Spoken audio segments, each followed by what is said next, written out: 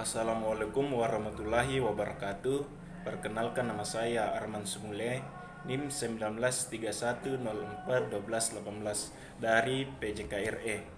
Pada kesempatan kali ini saya akan menjelaskan tentang konsep dasar perkembangan motorik. Perkembangan merupakan hasil dari berbagai proses yang saling berhubungan. Proses tersebut adalah kematangan, pertumbuhan, dan proses belajar. Berkaitan erat dengan genetik atau biologis dan adaptasi lingkungan. Selanjutnya, perkembangan motorik adalah perubahan pada tingkah laku motor atau gerak yang terjadi selama rentang kehidupan berkaitan dengan usia. Mengapa terjadi perubahan motorik? Adalah untuk kebutuhan kita selama rentang kehidupan. Selanjutnya, faktor yang mempengaruhi perkembangan motorik. Yang pertama, maturation adalah mengantarkan perubahan fisik yang terjadi selama pembentukan organ pada masa embrio, myelination, dan saraf otak, penampakan organ penting.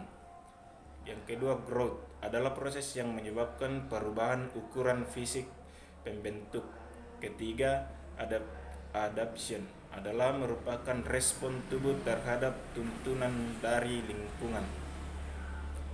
Faktor biologis yang akan mempengaruhi pertumbuhan: besarnya pertumbuhan, pemrosesan informasi, fleksibilitas, kekuatan dan kecepatan berespon. Maturation dan learning saling bergantung karena proses belajar tidak akan terjadi kalau sistemnya tidak ada. Sistem terbentuk dari kematangan. Proses belajar akan mempengaruhi tingkat kematangan. Proses belajar mempengaruhi oleh lingkungan sosial, budaya, keluarga, lingkungan fisik, kesempatan untuk belajar bergerak, dan budaya. Selanjutnya, tujuan motorik berkembang. Yang pertama, agar terjadi sinergi antara motor kontrol, motor learning, sensasi, sensorik, feedback. Yang kedua, bila sinergi terjadi, maka individu tersebut akan kompeten dalam bergerak, efisien ketika bergerak, dapat beradaptasi, dan dapat mencapai tujuan. Selanjutnya, konsep utama perkembangan motorik. Pertama, sekuensial. Setiap perkembangan motorik itu bertahap dan memiliki tahapan yang sama, walaupun terdapat individual diferensi. Bila terdapat tahap yang terlewati, harus waspada. Kedua, arah perkembangan. Cephalocaudal adalah perkembangan terjadi dari kepala dan berakhir di kaki. Kontrol terhadap kepala akan terjadi terlebih dahulu dibandingkan kontrol terhadap tubuh bagian atas. Kontrol terhadap tangan untuk meraih lebih dulu berkembang dibandingkan kontrol terhadap kaki merayap. Proximal distal. Proximal adalah area dekat dengan tubuh bagian depan atau ventral, panggul bagian tengah leher, bagian tengah tubuh depan.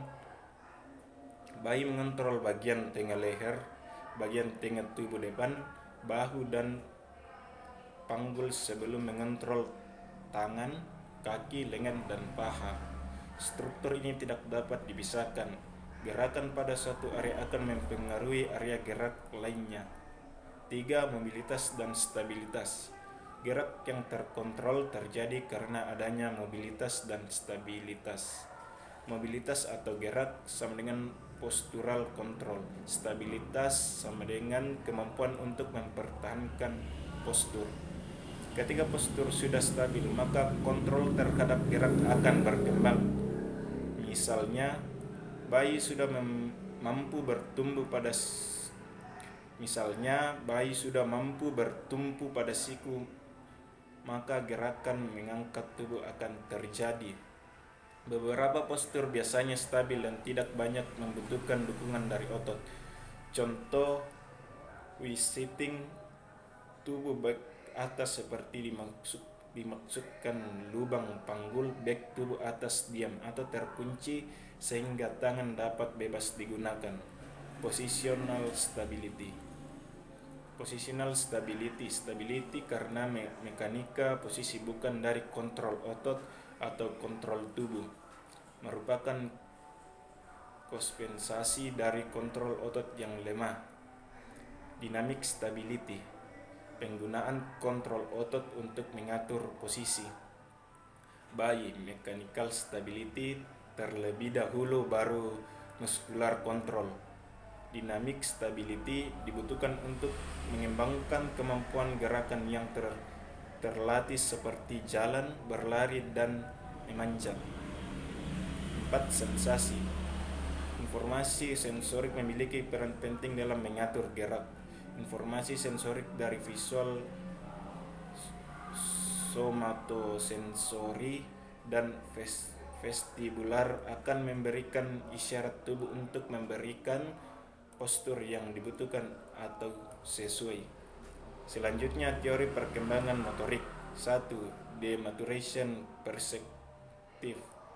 Pandangan ini mengatakan bahwa perkembangan motorik dan gerak yang muncul dari individu disebabkan karena matangnya saraf atau di bagian cerebral cortex.